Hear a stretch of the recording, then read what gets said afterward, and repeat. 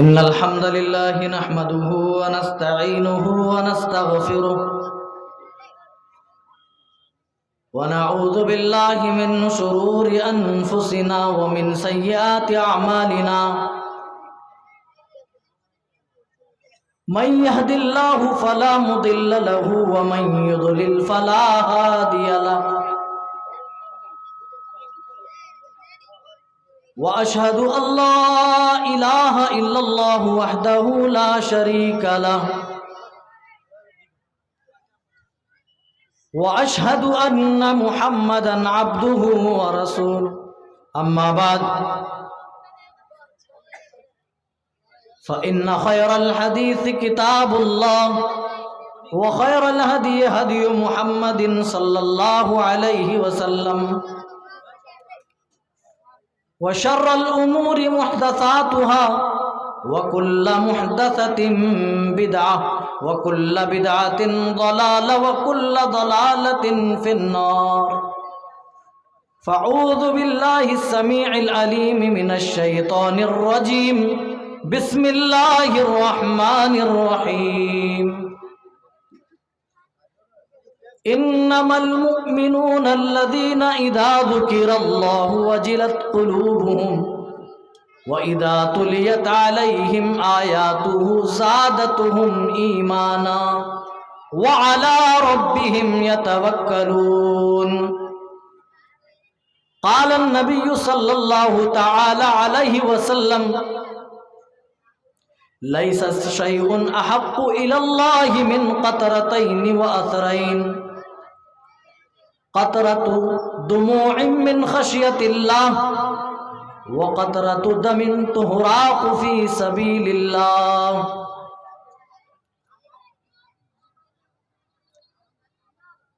جناب ناظم جلسہ و صدر جلسہ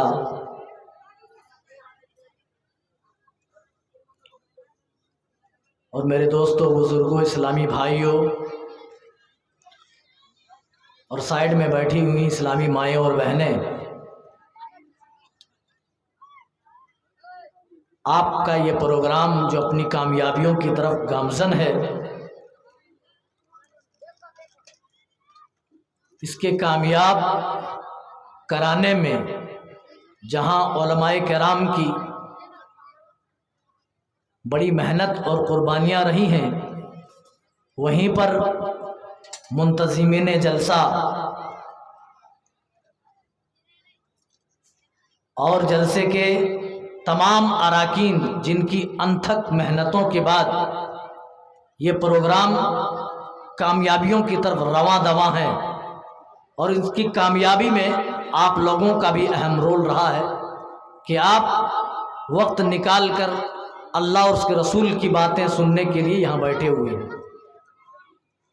ابھی آیت کریمہ قرآن کریم سے ہم نے آپ کے سامنے پڑھی ہے، اور حدیث رسول کا ایک ٹکڑا آپ کے سامنے ہم نے پیش کیا ہے۔ انشاءاللہ آپ کے بیچ کتاب و سنت کی روشنی میں اپنی ٹوٹی پھوٹی زبان میں کچھ باتیں رکھنے کی کوشش کروں گا، ساتھ میں دعا کروں گا کہ بار الہ ہمیں حق بات کہنے کی توفیق عنایت فرما اور کہنے والے اور سننے والے کو عمل کرنے کی توفیق دے، آمین۔ یہ ہمارے لیے بڑی خوش نصیبی کی بات ہے کہ اتنے بڑے جلسے کے اندر ہم جیسے ناچیز ایک طالب علم کو آپ نے ہمیں بحیثیت مقرر یہاں لا کر کھڑا کیا ہے۔ ہم آپ کے ممنون و مشکور ہیں کہ آپ نے ہمیں اس لائق سمجھا کہ ہم آپ کے بیچ کتاب و سنت کی روشنی میں کچھ باتیں سنا سکیں۔ قبل اس کے کہ جو آیت کریمہ اور حدیث رسول ہم نے پڑھی ہے اس سے متعلق کچھ باتیں میں عرض کروں، آپ کو بتاؤں چاہتا ہوں، اس سے متعلق نظم کے چند اشعار آپ کی خدمت میں پیش کرتا ہوں۔ خواب غفلت خواب غفلت میں سوئے ہوئے مومنوں، خواب غفلت میں سوئے ہوئے عیش و عشرت بڑھانے سے کیا فائدہ، آنکھ کھولو اٹھو یاد رب کو کرو، آنکھ کھولو اٹھو یاد رب کو کرو، عمر یوں ہی گوانے سے کیا فائدہ، اپنے رب کو جوانی میں بھولا گے تو، اور طاقت کے بوتے پہ پھولا گے تو، اپنے رب کو جوانی میں بھولا گے تو، اور طاقت کے بوتے پہ پھولا گے تو، جب جوانی ڈھلے گی تو پچھتائے گا، جب جوانی ڈھلے گی تو پچھتائے گا، ایسے رونے رلانے سے کیا فائدہ، آنکھ کھولو اٹھو یاد رب کو کرو، عمر یوں ہی گوانے سے کیا فائدہ، تھا حکومت کا فرعون کا بھی نشہ، ظلم پر ظلم خلقت پہ کرتا رہا، تھا حکومت کا فرعون کا بھی نشہ، ظلم پہ ظلم خلقت پہ کرتا رہا، جب سمندر میں ڈوبا تو کہنے لگا، جب سمندر میں ڈوبا تو کہنے لگا، اس حکومت کے پانے سے کیا فائدہ، آنکھ کھولو اٹھو یاد رب کو کرو، عمر یوں ہی گوانے سے کیا فائدہ، کتنا معروف قصہ ہے شاداد کا، روح جب اسی کے تن سے نکالی گئی، کتنا معروف قصہ ہے شاداد کا، روح جب اسی کے تن سے نکالی گئی، مرتا مرتا، دوستو موت ایک ایسی چیز ہے جہاں ہر انسان آ کر بے بس ہو جاتا ہے، مجبور ہو جاتا ہے، زندگی بھر جس کو اپنی جوانی پہ گھمنڈ ہوتا ہے نا، وہ بھی موت کے سامنے بے بس ہو جاتا ہے، جس کو اپنی دولتوں پہ ناز ہے نا، وہ بھی موت کے آگے بالکل اپنے آپ کو سرنڈر کر دیتا ہے، جی، مرتا مرتا مرتا مرتا کتنا معروف قصہ ہے شاداد کا، روح جب اسے کے تن سے نکالی گئی، مرتا مرتا مرتا مرتا بھی لوگوں سے کہتا گیا، مرتا مرتا بھی لوگوں سے کہتا گیا، ایسی جنت بنانے سے کیا فائدہ، آنکھ کھولو اٹھو یاد رب کو کرو، عمر یوں ہی گوانے سے کیا فائدہ۔ دوستو یہ اشعار جو ہم نے آپ کے بیچ رکھے بالکل حقیقت پر مبنی اشعار ہیں۔ آج ہم اپنی جوانی کی طاقت پر، آج ہم اپنی دولت کی طاقت پر، آج ہم اللہ کی دی ہوئی نعمت کی طاقت پر اترا رہے ہیں، فخر کر رہے ہیں، اور کہیں نہ کہیں ہم تکبر کے شکار ہو چکے ہیں۔ اور ہم میں سے اکثر و بیشتر کو ایسا لگتا ہے کہ انہیں دنیا سے جانا نہیں ہے، انہیں دنیا نہیں چھوڑنا، ہمیشہ اسی دنیا کے اندر انہیں رہنا ہے۔ لیکن کیا یہ پاسبل ہے؟ کیا یہ ممکن ہے؟ نہیں۔ 100 سال بھی آپ کی عمر ہو جائے، لیکن ایک دن آئے گا جس دن آپ دنیا چھوڑ کر کے جائیں گے۔ دنیا کے اندر لاکھ آپ کی ٹھاٹ باٹ کی زندگی ہو، لیکن ایک دن آئے گا آپ کی یہ ٹھاٹ باٹ کی زندگی، ناز و نعم والی زندگی ختم ہو جائے گی۔ یہ دنیا کی حقیقت ہے۔ اور اس کے اپوزٹ، اس کے برعکس آپ دیکھیں، ایک آدمی تکلیفوں میں مبتلا ہے، دنیا کے اندر مصیبتوں میں گرفتار ہے، لیکن اس کی یہ تکلیفیں، ان کی یہ مصیبتیں کب تک ہے؟ جب تک ان کی موت اس کے پاس نہیں آئی۔ موت آئی، تکلیفیں ختم، موت آئی، اس کے دکھ رنج و آلام ختم۔ یہ دنیا کی حقیقت ہے۔ لیکن آج ہم اس حقیقت سے جی چرا رہے ہیں، ہم اس حقیقت کو چھپا رہے ہیں، جھٹلا رہے ہیں۔ اس حقیقت سے ہم آنکھ ملانے کو آج تیار نہیں۔ کسی کو نہیں لگتا آج کہ وہ دنیا چھوڑ کر کے جائے گا۔ کسی نوجوان سے پوچھئے، کیا اس کو لگتا ہے کہ ایک دن اس کی جوانی اس کے پاس نہیں رہے گی؟ کسی خوبصورت انسان سے پوچھئے،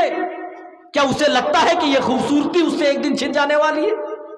ایک مالدار آدمی، ایک دولت مند آدمی سے آپ پوچھئے، سوال کیجئے، کیا اسے لگتا ہے کہ اس کے پاس جو دولتیں ہیں، جو مال ہے، وہ سب کچھ چھن جانے والا ہے، ختم ہو جانے والا ہے؟ یقیناً اس کو ہر وقت یہی احساس ہوگا کہ نہیں، جو نعمتیں میسر ہیں، جو مال ہمیں ملا ہے، وہ ہمیشہ ہی رہے گا، یہ ختم نہیں ہوگا۔ یہ ذہن و دماغ میں ہماری باتیں گھومتی رہتی ہیں۔ رسول پاک صلی اللہ علیہ وسلم فرماتے ہیں، جب بندہ گناہ کا کام کرتا ہے تو اس کے دل پر ایک سیاہ دھبا لگا دیا جاتا ہے، ایک سیاہ نقطہ ڈال دیا جاتا ہے، توبہ کر لیتا ہے تو ٹھیک، دھو دیا جاتا ہے، پھر اس کا دل صاف و شفاف ہو جاتا ہے۔ جی آج یہی وجہ ہے، بڑے بڑے جلسے ہوتے ہیں، علماء کرام سفر کی صعوبتیں برداشت کر کے آتے ہیں، اور جلسہ کرانے والے منتظمین اپنی تمام طرح کی قربانیاں دیتے ہیں تاکہ اللہ اور اس کے رسول کی باتیں دوسروں تک پہنچیں، لوگوں تک عام ہوں۔ لیکن اس کے باوجود جو جلسوں میں کتاب و سنت کے مطابق و موافق باتیں پیش کی جاتی ہیں، کیا ہم اس پر عمل پیرا ہیں یا عمل پیرا ہونے کی کوشش کرتے؟ نہیں۔ اس کی سب سے بڑی وجہ یہی ہے کہ کثرت گناہ کی وجہ سے ہم نے اپنے دل کو لاک کر لیا ہے، اپنے دلوں کے اندر ہم نے تالا لگا لیا ہے۔ جی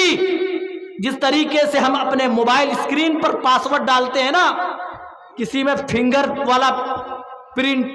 لاک کے طور پر کام کر رہا ہے، کسی نے اپنے فیس کو ہی لاک کے طور پر لگا دیا ہے، طرح طرح کے لاک ہیں، کسی نے پیٹرن لگایا ہوا ہے، کسی نے پاسورڈ ڈال کے موبائل اسکرین کو لاک کیا ہوا ہے۔ اسی طریقے سے میرے بھائیوں، آپ کا دل لاک ہو چکا ہے، اسی لیے کتاب و سنت کی باتیں آپ کے دلوں کے اندر اثر انداز نہیں ہوتی۔ ورنہ ایسا نہیں ہے کہ صحابہ کے زمانے میں جب بھی کوئی قرآن سنتا، قرآن کی کوئی آیتیں جب بھی کوئی سنتا تھا، وہ اپنے آپ کو اس آیت پر عمل پیرا ہونے کے لیے آگے آگے پاتے تھے۔ جی حضرت طفیل دوسی کا واقعہ اٹھاؤ، رسول کے پیچھے پیچھے لگے ہوئے ہیں، مکہ والوں نے ورگلا دیا ہے، بہکا دیا ہے، ہم میں سے ایک جادوگر ہے یا محمد پاگل ہو گیا ہے، پاگل ہو گیا ہے، وہ بیکی بیکی باتیں کرتا ہے۔ اے طفیل، تم مکہ آئے ہو، تمہاری سلامتی اسی میں ہے کہ تم جس طریقے سے آئے ہو اپنا سر نیچے کرتے ہوئے واپس تم اپنے وطن کو لوٹ جاؤ۔ محمد اگر راستے میں ملے، محمد سے ملاقات ہو تو خبردار محمد سے کچھ باتیں کرنے کی کوشش نہ کرنا۔ مکے والوں نے یہ پٹی پڑھائی، جہاں راتوں دن آپ کے راستے پر یہ مکہ والے روڑے ڈالتے تھے، باہر سے آنے والے لوگوں کو بھی اسی طریقے سے ورگلاتے تھے، بہکاتے تھے۔ طفیل دوسی نے ڈر کے مارے کانوں کے اندر روئیاں ٹھوس لی تھی، پتا نہیں محمد کی کون سی بات میرے کانوں کے اندر ٹکرا جائے، اور میں بھی محمد کی باتوں سے متاثر ہو جاؤں، میں بھی محمد کا ہو جاؤں۔ سننے میں آیا ہے جو محمد کی سن لیتا ہے وہ اسی کا ہو جاتا ہے۔ مارے ڈر کے طفیل دوسی نے اپنے کانوں میں روئیاں ٹھوس لی تھی اور دیکھا کہ رسول پاک صلی اللہ علیہ وسلم کعبے کے اندر، حرم کے اندر آپ نماز پڑھ رہے ہیں، دوران نماز آپ قرآن کی تلاوت کر رہے ہیں۔ طفیل دوسی کے دل میں خیال آ رہا ہے، وہ خود بیان کرتے ہیں کہ میرے دل میں یہ خیال گزرا کہ چلو سن لیتا ہوں، تھوڑی دیر سننے میں کیا حرج ہے۔ کہتے ہیں کہ یہ خیال ہی آیا تھا، میں نے اپنے کانوں سے روئیاں ہٹائی، آخر دیکھوں، آخر میں بھی تو سنوں محمد کیا بیان کرتا ہے، محمد کیا پڑھ رہا ہے، ہمیں بھی تو معلوم ہونا چاہیے۔ خود بیان کرتے ہیں کہ میں نے اپنے کانوں سے روئیاں ہٹائی، مجھے قرآن کی آیت سنائی دی اور مجھے بڑی اچھی لگی۔ جب آپ صلی اللہ علیہ وسلم نے نماز اپنی پوری مکمل کر لی، آپ کے پیچھے پیچھے حضرت طفیل دوسی چلنے لگتے ہیں اور ملاقات کر کے کہتے ہیں، اے محمد صلی اللہ علیہ وسلم، آپ ہی کے برادری کے لوگ، آپ کے عزیز و اقارب، آپ کے خاندان والوں نے آپ سے متعلق مجھے گمراہ کر دیا تھا۔ مجھے یہ کہا گیا تھا کہ محمد کی بات نہ سننا،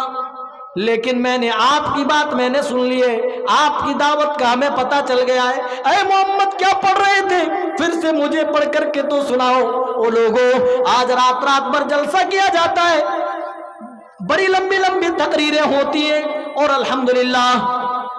کتاب و سنت کے مطابق ہمارے اسٹیجوں سے باتیں ہوتی ہیں اور لوگ سنتے بھی ہیں، لیکن اس کے باوجود بھی عمل کرنے کو ہم تیار نہیں، یا عملی زندگی میں ہم اتارنے کو تیار نہیں۔ طفیل دوسی کا بیان ہے، میں نے نبی سے پوچھا، نبی نے دو چھوٹی صورتیں میرے سامنے پیش کر دی، میرے دل کے دروازے کھل گئے۔ او لوگوں، دل کا دروازہ کھولنے کے لیے، دل کا یہ لاک کھولنے کے لیے جو تمہارے گناہوں کی کثرت کی وجہ سے تمہارے دلوں کے اندر لگ چکا ہے، پورا قرآن گھول کر کے پینے کی ضرورت نہیں ہے، بلکہ جب تم اپنے اندر چینجنگ لانے کی کوشش کرو گے، جب تم بدلنے کی خود کو کوشش کرو گے، تو اللہ تعالیٰ ایک آیت کے ذریعے سے بھی تمہارے دل کے لاک کو کھول دے گا۔ الا بذکر اللہ تطمئن القلوب، اللہ تو یہ فرماتا ہے، اے مسلمانوں، اے مومن بندو، اللہ کے ذکر سے ہی تمہارے دلوں کو اطمینان نصیب ہونے والا ہے، تمہارے دلوں کو تسکین ملے گی، تمہارے دلوں کو سکینت ملے گی، تمہارے دلوں کو سکون و وقار حاصل ہوگا۔ تو اللہ کا ذکر ہے، جب تم نمازیں پڑھو گے، جب تم دعائیں کرو گے، جب تم توبہ و استغفار کرو گے، جب تم رب کے حضور کھڑے ہو کر اپنے گناہوں کی معافی تلافی کرو گے، تو اللہ تعالیٰ تمہارے دلوں کے اندر لگے زنگ کو دھو دے گا، لگے لاک کو بھی ہٹا دے گا۔ اللہ تعالیٰ تمہارے دل کے لاک کو اللہ تعالیٰ کھول دے گا۔ جس طریقے سے لگایا ہوا تالا آپ پاسورڈ ڈالتے ہیں کھل جاتا ہے، اسی طریقے سے اللہ تعالیٰ قرآن کی برکت سے، آپ کی نمازوں کی برکت سے، آپ کے ذکر و اذکار کی برکت سے، اللہ کا نام بکثرت لینے کی وجہ سے آپ کے دل کے تالے کھل جائیں گے۔ کیوں؟ کیونکہ قرآن میں آج بھی وہی اثر ہے جو 1400 سال پہلے اثر موجود تھا۔ جس قرآن نے طفیل دوسی کو متاثر کیا، وہ قرآن آج بھی طاقت رکھتا ہے کہ ہمیں اور آپ کو متاثر کر دے۔ وہ قرآن آج بھی اپنے اندر یہ پاور رکھتا ہے، اپنے اندر یہ صلاحیت رکھتا ہے کہ ہمارے دلوں کی دنیا بدل دے۔ لیکن ہے کوئی اپنے آپ کو بدلنے والا؟ ہے کوئی جو اپنی دنیاوی زندگی کو چینج کرنا چاہتا ہو، جو اپنی زندگی کو اللہ کے حوالے کر دینا چاہتا ہو؟ آئے وہ اللہ کے ذکر کے ذریعے اپنے دلوں کا لوک کھول لے۔ آپ فرما رہے ہیں جب بندہ گناہ کرتا ہے تو اس کے دل کے اوپر ایک سیاہ نقطہ ڈال دیا جاتا ہے، توبہ کر لیتا ہے تو ٹھیک، اللہ تعالیٰ دھو دیتا ہے، ڈیلیٹ کر دیتا ہے، مٹا دیتا ہے۔ لیکن بندہ اگر توبہ نہ کرے تو گناہ پہ گناہ کرنے کی وجہ سے دھبے پہ دھبا دل کے اوپر لگتا جاتا ہے، حتیٰ کہ نوبت یہاں تک پہنچتی ہے کہ اس کا پورا دل سیاہ ہو جاتا ہے، کالا پڑ جاتا ہے۔ اب قرآن و حدیث کی باتیں انہیں اچھی نہیں لگتی، انہیں تو فیس بک پر ریل دیکھنا اچھا لگتا ہے, انہیں تو انسٹاگرام پر ریل سرکانے میں مزہ آتا ہے, انہیں انسٹاگرام پر کمر مٹکا کر ریل بنانے میں اچھا لگتا ہے, انہیں گانے سننے میں بڑا سکون محسوس ہوتا ہے, پھر قرآن کے ذریعے سے ان کے دلوں میں سکون حاصل نہیں ہوتا ہے, کیونکہ ان کا دل کثرت گناہ کی وجہ سے لوک ہو چکا ہے. اور اسی لیے آپ صلی اللہ علیہ وسلم نے مثال دے کر کے فرمایا تھا کہ ایک مومن جب گناہ تو سبھی کرتے, سب سے بڑی غلطیاں ہوتی ہیں نا, کل بنی آدم خطاؤن وخیر الخطائین التوابون, آدم کی ساری اولادیں خطا کار ہیں, لیکن بہترین خطا کار وہ لوگ ہیں جو اپنی خطاؤں کے بعد, اپنی غلطیوں کے بعد اللہ کی طرف رجوع کرتے ہیں, جو توبہ و استغفار کرتے ہیں, اپنے رب کے حضور گناہوں کی پوٹلیاں رکھ کر اپنے رب سے معافی تلافی کر لیتے ہیں. جی لیکن آج حالات اس قدر بدل چکے ہیں اور ہمارے اور آپ کے معاملات ایسے ہیں کہ ہم جب گناہ کرتے ہیں تو اس گناہ کو گناہ ہی نہیں سمجھتے. جی گناہ سمجھے تب نہ آدمی توبہ کرے, اب گناہ کرنے کے بعد آدمی گناہ کو گناہ ہی نہ سمجھے تو توبہ کا تو کوئی سوال ہی پیدا نہیں ہوتا. اگر آپ کو لگتا ہی نہیں ہے کہ آپ نے کوئی غلط کام کیا تو معافی کس کے لیے بھائی؟ آپ سوچئے ذرا, جھوٹ کی مثال لے لیجیے. پہلے وہی سنا دوں, رسول اللہ صلی اللہ علیہ وسلم نے جھوٹ کے متعلق کیا ارشاد فرمایا؟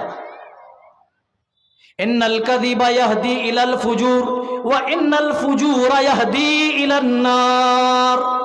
جھوٹ اتنی بڑی برائی ہے, اتنی بڑی برائی ہے, یہ جھوٹ آدمی کو فسق و فجور کی طرف لے کر کے جاتا ہے. وَإِنَّ الْفُجُورَ لَيَهْدِي إِلَى النَّارِ, اور فسق و فجور آدمی کو جہنم کے گڑھے تک پہنچا دیتا ہے. کتنی سخت وعید ہے, لیکن ہمارے معاشرے میں جھوٹ اتنا رواج پا چکا ہے. ایک سبزی بیچنے والا, اس کی ایک ہری مرچ بھی اس وقت تک نہیں بکتی جب تک ایک چھوٹی سی بات پر 100 جھوٹ نہ بول دے. آدمی تو چلتے چلاتے ہیں, آپ فون پر جھوٹ بولتے ہیں, بولتا ہے للمٹیا میں, بول دیتا ہے فون پہ کہ بواری جور ہوں, ہے نا, بولتا ہے نا, بتا دیتا کہ میں موہن پور میں ہوں. آپ سے ملاقات کی تو دل میں تمنا تھی لیکن موقع نہیں ملا. سامنے بندہ تھا, چاہتا تو ملاقات کر لیتا, لیکن چونکہ جھوٹ بولنا ہے, اور ہم جھوٹ بولتے بولتے ہم نے کتنی بار جھوٹ بولا ہے کہ اب ہمیں لگتا نہیں کہ جھوٹ بولنا بھی کوئی برا کام ہے, جھوٹ بولنا بھی کوئی غلط کام ہے. یہی وجہ ہے کہ ہمیں توبہ کی توفیق نہیں ملتی, اور جن کو توبہ کی توفیق نہیں ملتی ان کے دل پر دھبے پہ دھبا غلطیوں کی وجہ سے لگتا جاتا ہے, اور ان کا دل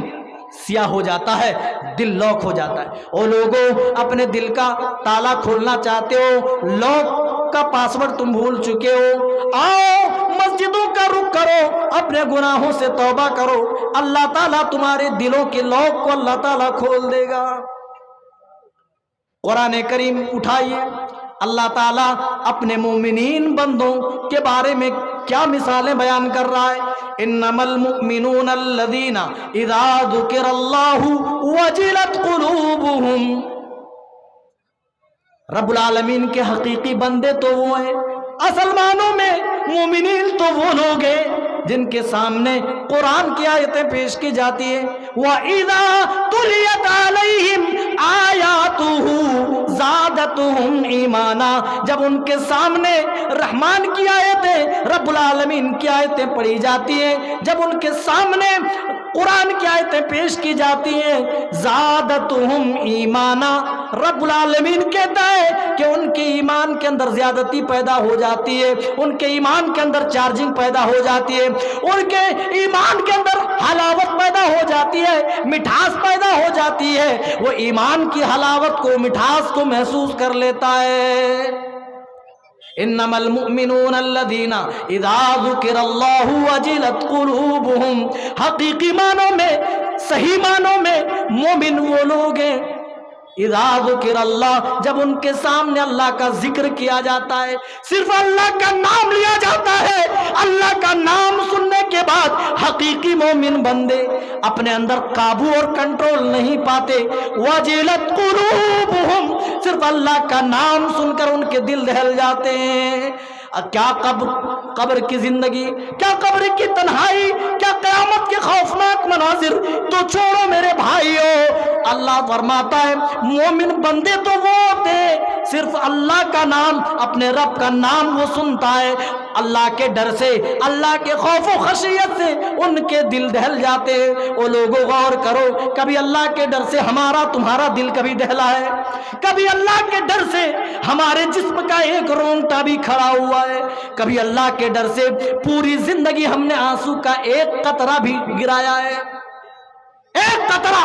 آپ یاد کریں، اپنی زندگی کے تمام گوشے آپ کھنگالیں، ایک ایک لمحہ، ایک ایک سیکنڈ آپ محاسبہ کر چیک کریں، پتا کریں کہ آپ کے دل میں خوف الہی کس قدر ہے، اور اللہ کے ڈر سے، خالص اللہ کے ڈر سے آپ کے دل دہل گئے ہوں، آپ کی آنکھیں اشکبار ہو گئی ہوں۔ وہ لمحہ تلاش کرو، وہ آنسو تلاش کرو جن آنسوؤں کے ذریعے سے جہنم کی آگ بجھائی جا سکتی ہے۔ حضرت حسن رحمہ اللہ فرماتے ہیں او لوگوں جانتے ہو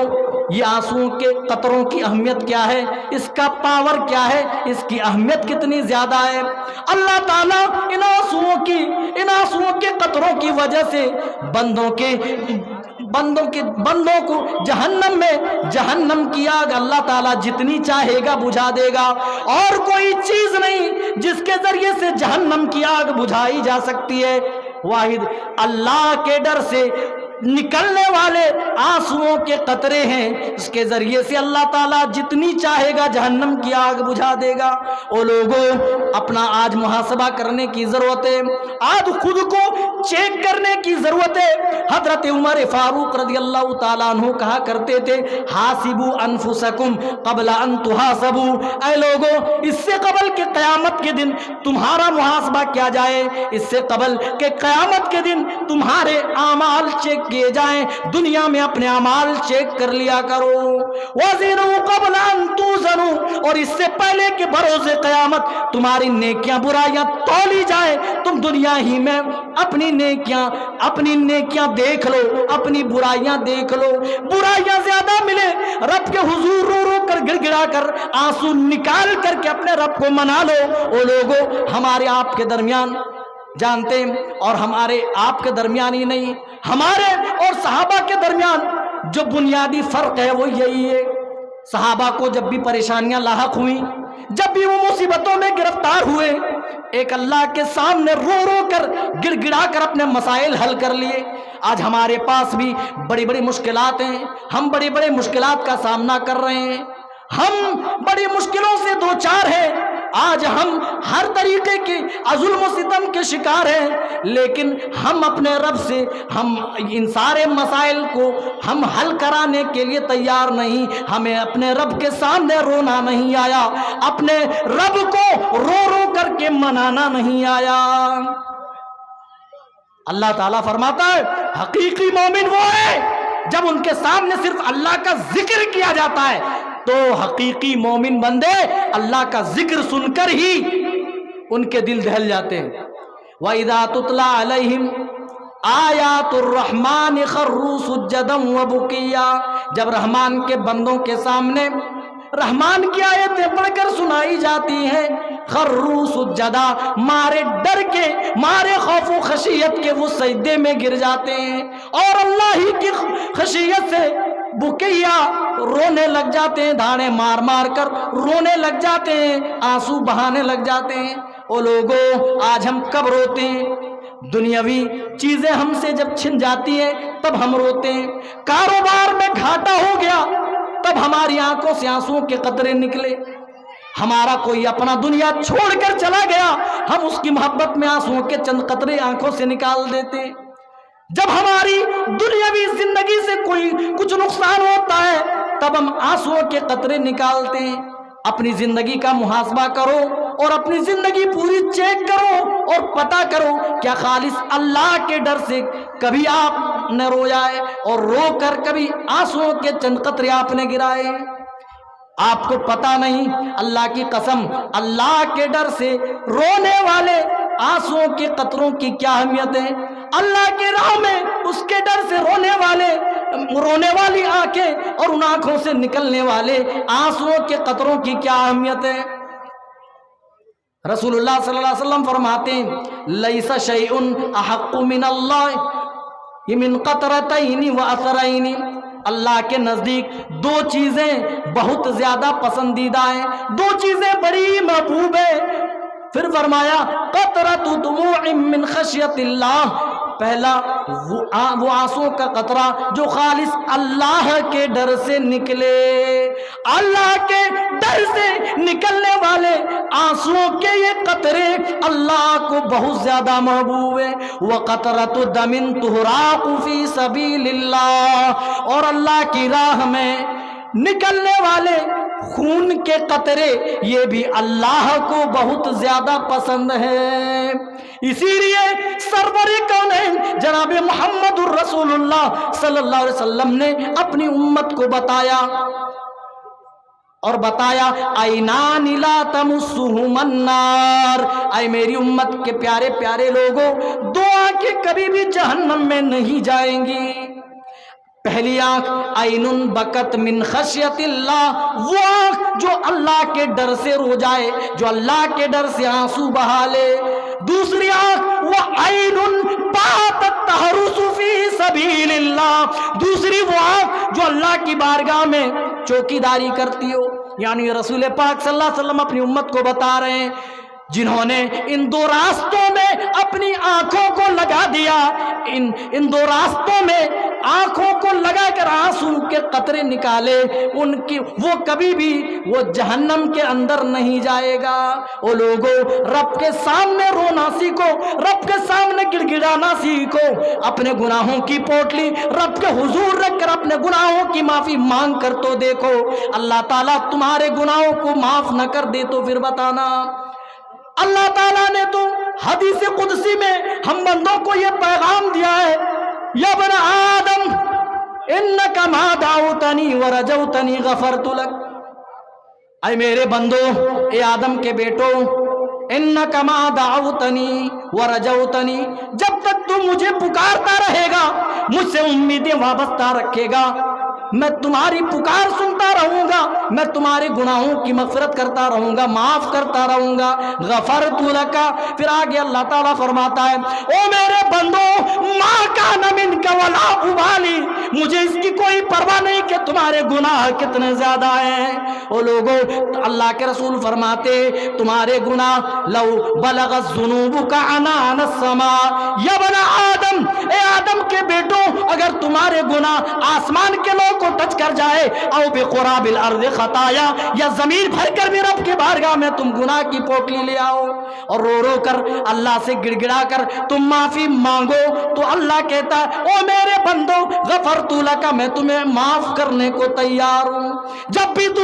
میری بارگاہ میں روئے گا، جب بھی تو آنسو بہائے گا، جب بھی گناہوں سے توبہ کرے گا، سچی توبہ کرے گا، آئندہ گناہ نہ کرنے کا عزم کرے گا، او میرے بندو تب تک میں تمہیں معاف کرتا رہوں گا، تب تک میں تمہارے گناہوں کو درگزر کرتا رہوں گا، تب تک میں تمہیں تمہارے گناہوں کی بخشش کرتا رہوں گا۔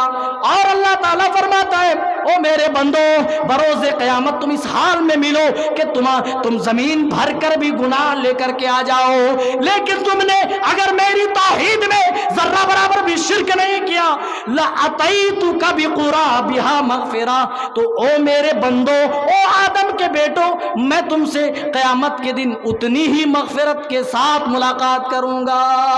تمہارا رب تو یہ کہتا ہے کہ آ جاؤ میرے حضور توبہ کرو، ہاں تم سے ٹھیک ہے غلطیاں ہوئی ہیں، اب معافی مانگ لو، ہاں ٹھیک ہے تم سے گناہ سرزد ہوئے، کوئی بات نہیں، سچی توبہ کرو، میں معاف کرنے کو تیار ہوں۔ رو رو کر گڑ گڑا کر آنسو بہا کر اپنے گناہوں پہ نادم ہو جاؤ، میں معاف کرنے کو تیار ہوں۔ لیکن افسوس مسلمان، ہمارے دل اتنے کٹھور ہو چکے، ہمارے دل اتنے سخت ہو چکے۔ اللہ نے تو اسرائیلیوں کے دلوں کی مثال دیتے ہوئے اللہ نے فرمایا تھا تمہارے دل پتھر کی طرح ہو گئے، کل ہجارہ، او اشد من القسوہ، بلکہ پتھر سے بھی زیادہ سخت ہو گئے۔ پھر پتھروں کی مثال دے دے کر اللہ نے بات سمجھائی۔ وَإِنَّ مِنَ الْحِجَارَةِ لَمَا يَتَفَجَّرُ مِنْهُ الْأَنْهَارُ، بلکہ پتھروں کے اندر بھی کچھ صلاحیتیں ہوا کرتی ہیں، بعض پتھر کے اندر تو نہریں جاری ہوتی ہے، يَتَفَجَّرُ مِنْهُ الْأَنْهَارُ وَإِنَّ مِنْهَا لَمَا يَشَّقَّقُ فَيَخْرُجُ مِنْهُ الْمَاءُ، بعض پتھر پھٹ جاتے اللہ کے ڈر سے اور اس کے اندر سے پانی کے چشمے پھوٹ پڑتے، پانی کا بہاؤ شروع ہو جاتا ہے۔ ما یحبط من خشیت اللہ، اور بعض پتھر اللہ کے ڈر سے لڑھک جاتے۔ جی پتھروں کے اندر بھی احساس کا مادہ ہے، پتھر بھی بعض اللہ کے ڈر سے لڑھک جا رہے ہیں، پتھر بھی بعض اللہ کے ڈر سے پھٹ جا رہے ہیں۔ ہم مسلمان، ہم کتاب و سنت کے ماننے کا دم بھرنے والے لوگ، آج ہمارے دل اتنے کٹھور ہو چکے کہ کتاب و سنت کی باتیں ہمارے دلوں پر اثر انداز نہیں ہوتی۔ ضرورت ہے لوگوں، ضرورت ہے، اسی قرآن سے اپنا علاج کرو، نمازوں کے ذریعے اپنا علاج کرو، ذکر و اذکار کے ذریعے اپنا علاج کرو، دل کی مکمل صفائی کر لو، اللہ تعالیٰ صاف کرنے کو تیار ہے۔ آگے بڑھ جائیے، رسول اللہ صلی اللہ علیہ وسلم نے فرمایا،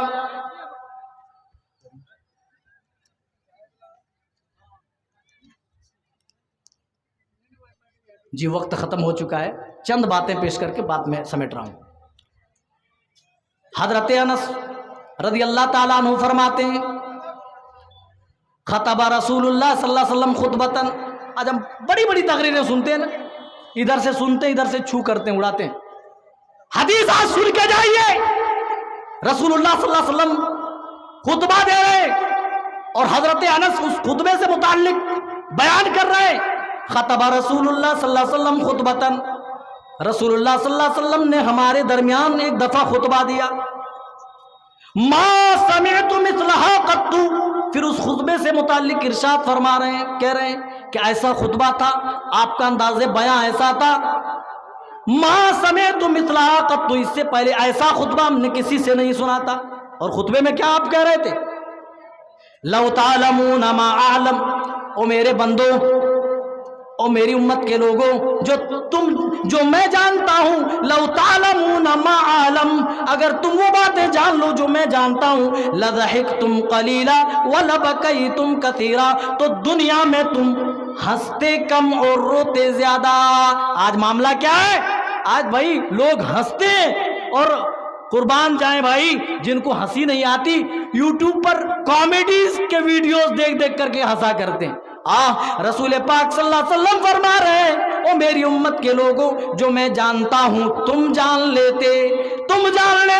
تو دنیا میں ہنستے کم روتے زیادہ۔ کہنے والی ذات بھی معصوم ہے، جن سے متعلق ہمارا آپ کا بلکہ پوری دنیا کے مسلمانوں کا متفقہ فیصلہ ہے، غفر لہ ما تقدم من ذنبہ، آپ کے اگلے پچھلے سارے گناہ معاف کر دیے گئے۔ اور جن سے کہا جا رہا ہے وہ لوگ بھی ایسے ہیں جن کے جیب کے اندر جنت کی ٹکٹ موجود ہے، رضی اللہ عنہم ورضوا عنہ سے سرٹیفائیڈ ہے، جن کو دنیا ہی میں جنت میں جانے کا پروانہ مل گیا ہے۔ اللہ کے رسول انہیں سمجھاتے ہوئے کہہ رہے ہیں، او میرے پیارے صحابہ، جو میں جانتا ہوں وہ تم جان لیتے، لضحکتم قلیلا ولبکیتم کثیرا، تو دنیا میں تم ہنستے کم اور روتے زیادہ۔ راوی حدیث آگے کیا بیان کرتے ہیں سنیں، کہتے ہیں فغطا اصحاب رسول اللہ صلی اللہ علیہ وسلم وہم غنیم، تمام صحابہ نے نبی کا یہ فرمان سننے کے بعد اپنے اپنے سروں پر چادریں ڈال لی۔ ہم قرآن و حدیث کی باتیں سنتے ہیں، ہمیں کوئی اثر نہیں ہوتا ہے، ہم پرواہ نہیں کرتے، لیکن صحابہ میرے بھائیو ایسے نہ تھے۔ جیسے ہی نبی نے کہا جو میں جانتا ہوں تم جان لیتے، تو ہنستے کم روتے زیادہ۔ راوی حدیث کا کہنا ہے صحابہ نے اپنے اپنے سروں پر چادریں ڈال لی، وہ لهم خنین، اور زار قطار رونا شروع کر دیے، رو کر آنسوؤں کے قطرے گرا رہے تھے۔ خنین کا لفظ بتا رہا ہے ان کے رونے کی جو کیفیت تھی، جو آوازیں نکل رہی تھی، اس سے پتہ چل رہا تھا نبی کے فرمان کے بعد صحابہ خاموش نہیں تھے، نبی کا فرمان سننے کے بعد اس فرمان کو فراموش نہیں کیا، نبی کے صحابہ نے بھلایا نہیں، بلکہ اس سے متعلق غور و فکر کیا، اور جب انہیں لگا کہ ہمیں رونا چاہیے اللہ کے ڈر سے، تو اللہ کے ڈر سے اپنے چہرے ڈھانپ کر زار و قطار رونا شروع کر دیے۔ وقت نہیں ہے میرے بھائیوں، پھر کبھی موقع رہا تو انشاءاللہ اس موضوع سے متعلق اور مزید باتیں پیش کروں گا۔ رب العالمین سے دعا گو ہوں کہ بار الہ ہم تمام کے دلوں کی اصلاح فرمائے، اللہ ہمارے دلوں کے اندر رقت و پسیجگی ڈال دے کہ ہم تیرے ڈر سے روئیں۔ آج ہمارے دل بڑے سخت ہو چکے ہیں، اے اللہ پتھر بھی ہمارے دلوں کے آگے فیل ہے، اے اللہ ہمیں اپنے ڈر سے رونے کی توفیق دے دے، جس طریقے سے تیرے ڈر سے تیرے نبی رویا کرتے تھے، اے اللہ تیرے نبی کے صحابہ رویا کرتے تھے، ہم سب کو توفیق دے، اے اللہ ہم اپنے گناہوں پہ نادم ہو جائیں، اپنے گناہوں پہ شرمندگی کا احساس کرتے ہوئے تیرے حضور آنسوؤں کے چند قطرے ہم گرائیں، اے اللہ جب تک ہمیں زندہ رکھ، ایمان و اسلام پر خاتمہ ہو تو اس حال میں ہم مومن ہوں، مسلمان ہوں، آمین۔ تقبل یا رب العالمین، والسلام علیکم ورحمۃ اللہ وبرکاتہ۔